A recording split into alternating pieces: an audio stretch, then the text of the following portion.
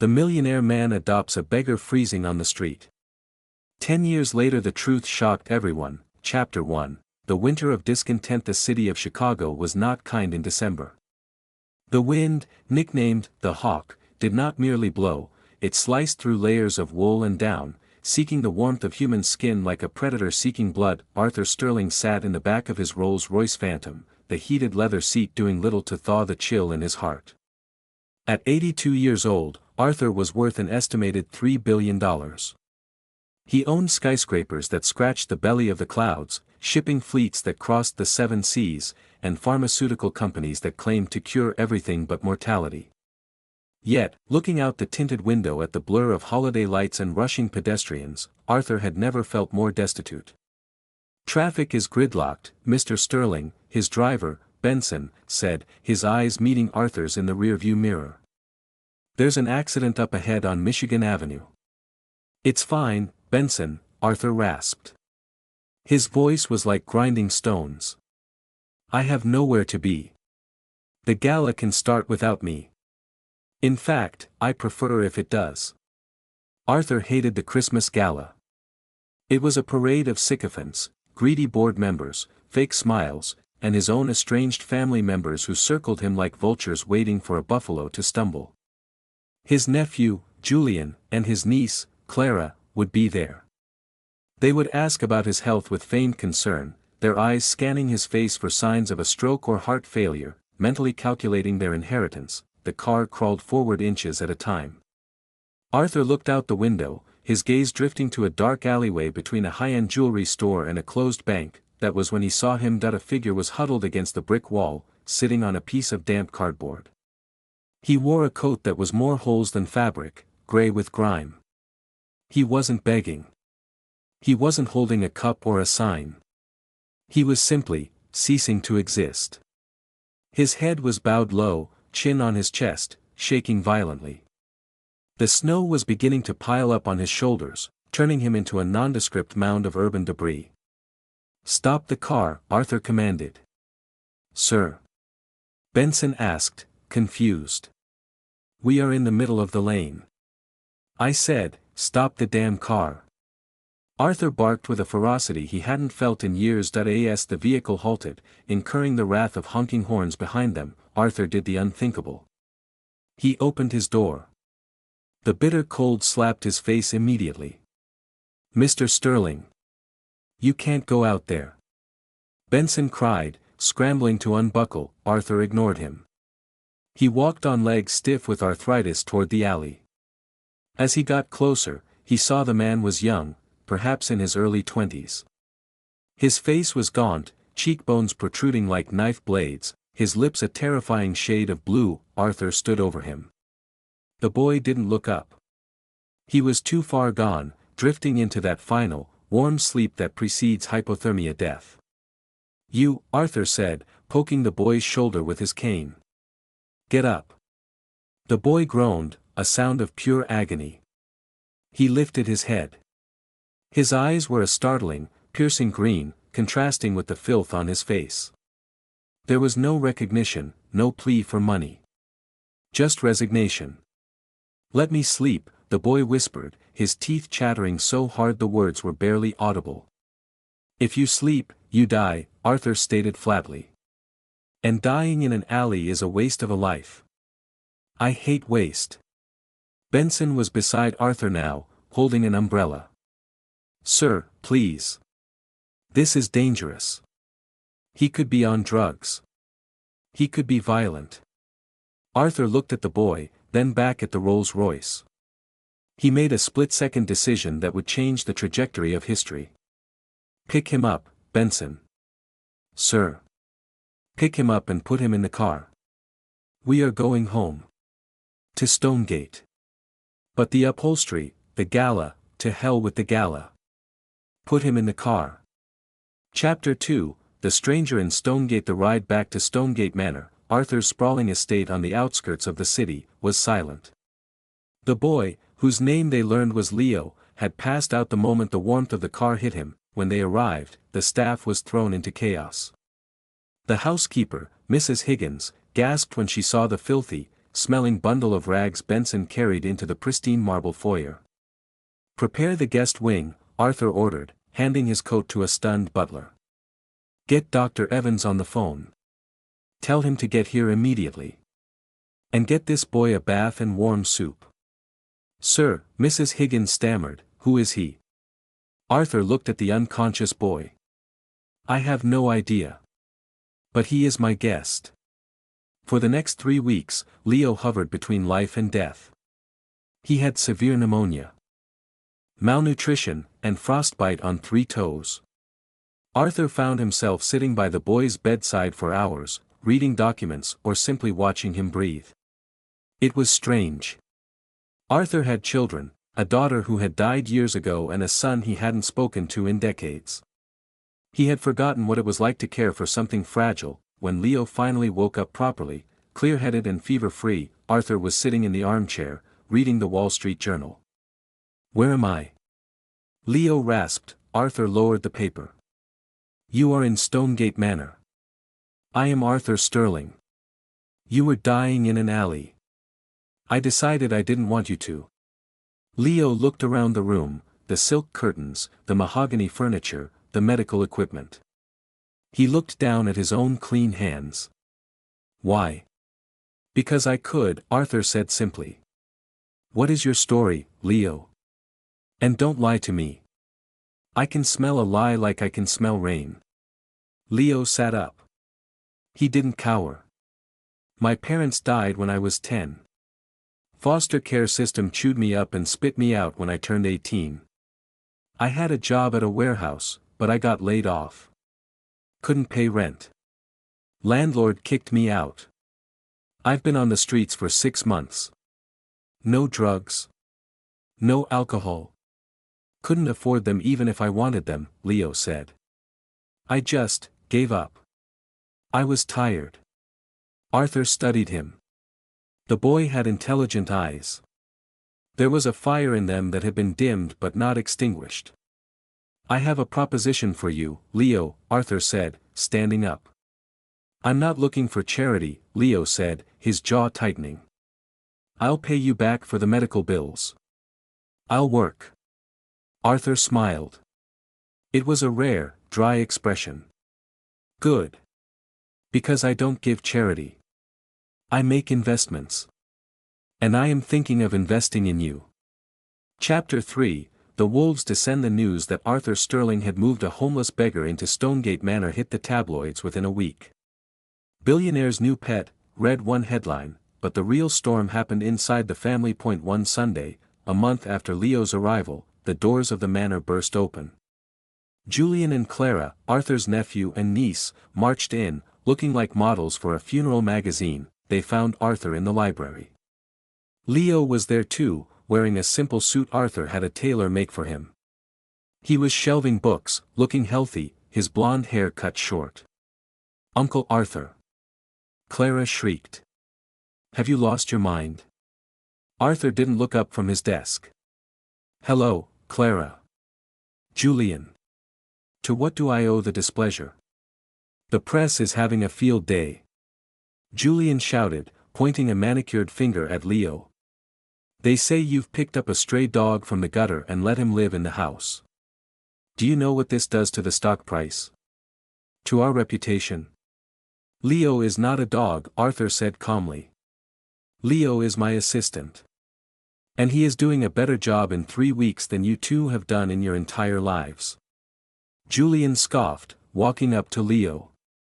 He looked the younger man up and down with pure disgust. "Assistant? He's a bum, uncle.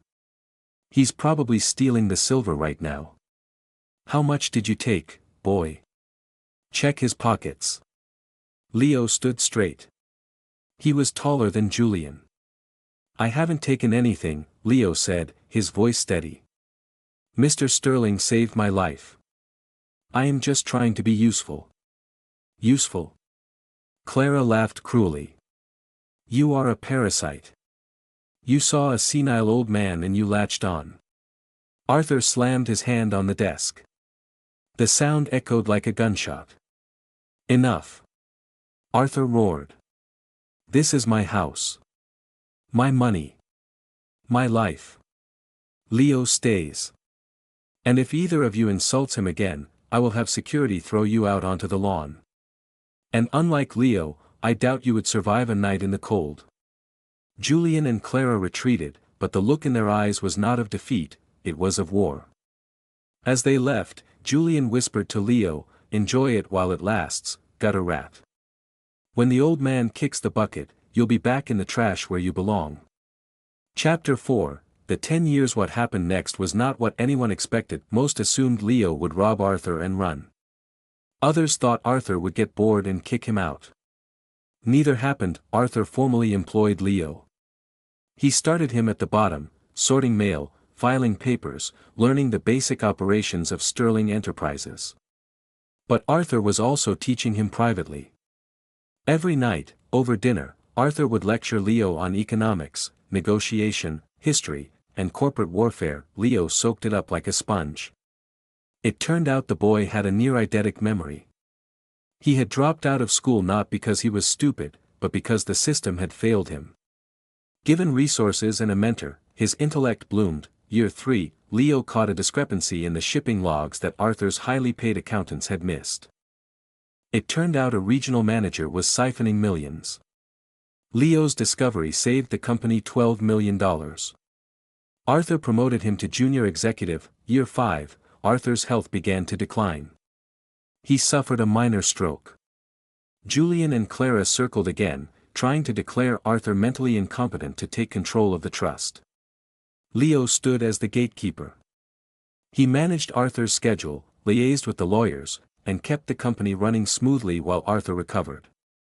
Leo slept on a cot in Arthur's hospital room for 2 weeks, never leaving his side. Year 7, Leo was now known as the Shadow of Sterling.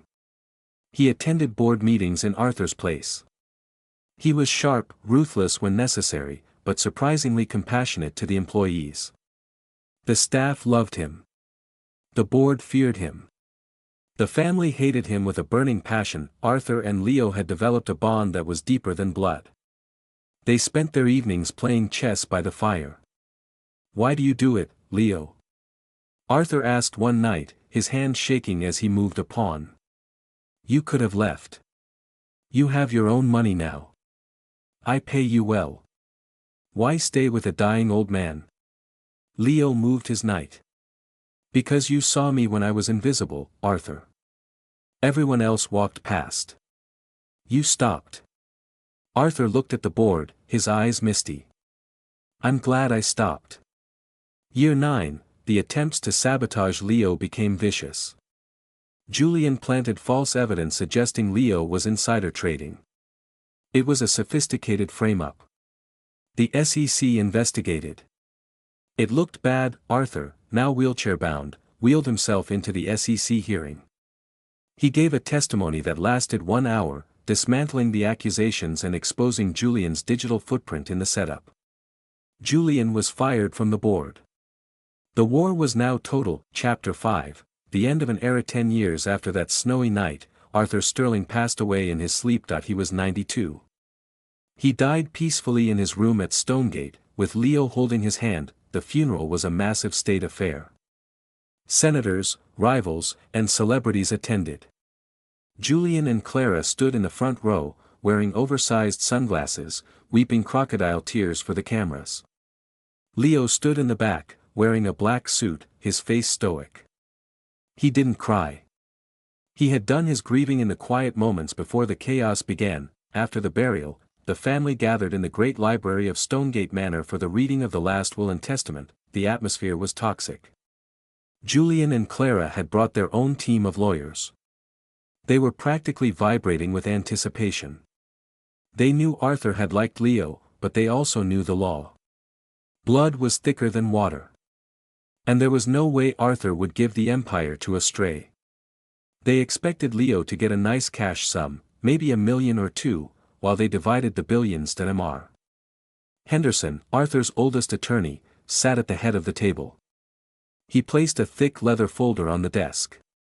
"I am here to read the last will of Arthur James Sterling," Henderson said gravely. "Let's get on with it," Julian snapped. "We know the drill. Specific bequests, then the residue of the estate to the next of kin. Not quite, Henderson said, adjusting his glasses. Mr. Sterling made a very specific video 3 days before he died. He wanted you all to watch it together. Henderson pressed a button. A large screen descended from the ceiling. The projector whirred to life. Arthur appeared on the screen. He looked frail, sitting in his wheelchair, but his eyes were sharp. "Hello," the video Arthur said. "If you are watching this, I am dead. Good riddance, I say. My knees were killing me." A few nervous chuckles from the staff in the back. Julian rolled his eyes. "I have spent the last 10 years watching you all," Arthur continued. "I have watched my nephew Julian try to embezzle from the company. I have watched my niece Clara wait for me to die so she can buy an island in the Caribbean. And I have watched Leo." The camera zoomed in on Arthur's face. 10 years ago, I picked Leo up from the street. You all thought it was a random act of kindness. You thought I was a senile old man picking up a pet." Arthur paused. The silence in the room was deafening. "You were wrong. It wasn't random." Arthur leaned forward in the video. 50 years ago, I had a daughter named Sarah. We fought. I was a hard man then. Harder than I am now. I tried to control her life, and she ran away. I disowned her. It was the biggest mistake of my life. I spent 20 years trying to find her. When I finally tracked her down, she was already dead.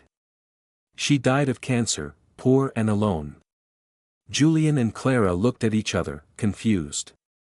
They knew about the disowned aunt, but she was ancient history. "But," Arthur continued, "Sarah didn't die childless. She had a son. A son she put into the foster system because she couldn't care for him while she was sick. A son who fell through the cracks." Arthur's voice cracked on the video. "I hired private investigators. It took me years. But I found him. I found him 10 years ago, shivering in an alley on Christmas Eve." The entire room gasped. Every head turned to Leo. Leo sat frozen. His face went pale. He stared at the screen, his mouth slightly open. He hadn't known. "Yes," Arthur said, a tear rolling down his cheek on the screen. "Leo is not a stranger. Leo is my grandson. My blood. Sarah's boy." "That's a lie." Julian shouted, standing up. "He's making it up."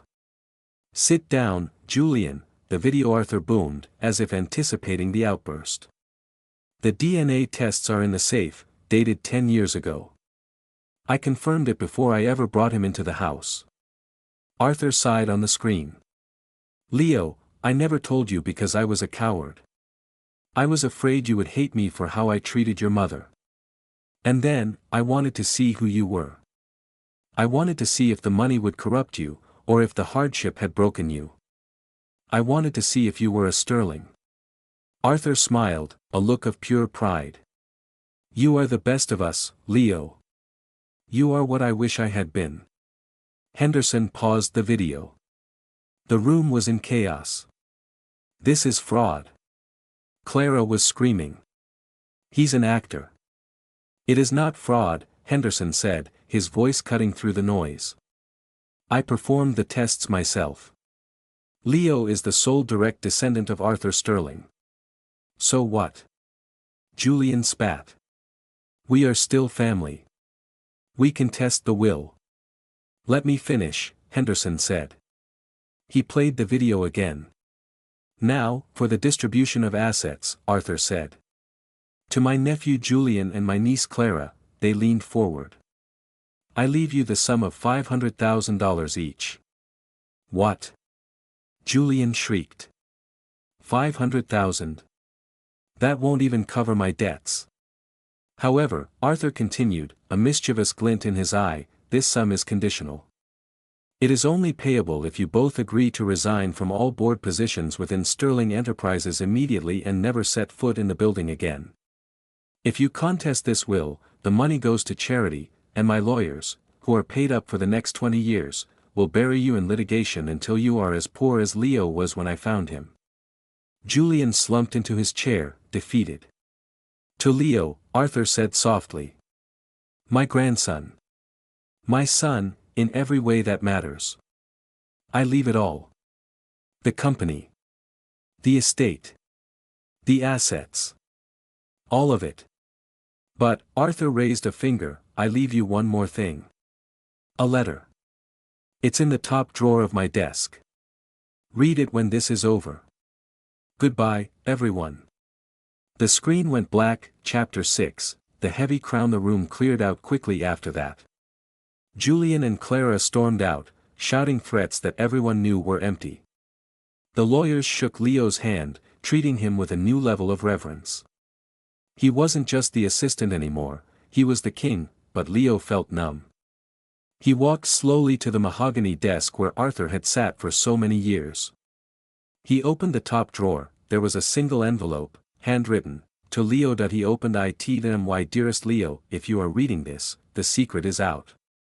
I am sorry I didn't tell you while I was alive. I was selfish. I just wanted to enjoy the time we had without the weight of the past between us. You are probably in shock. You are probably angry. You have every right to be.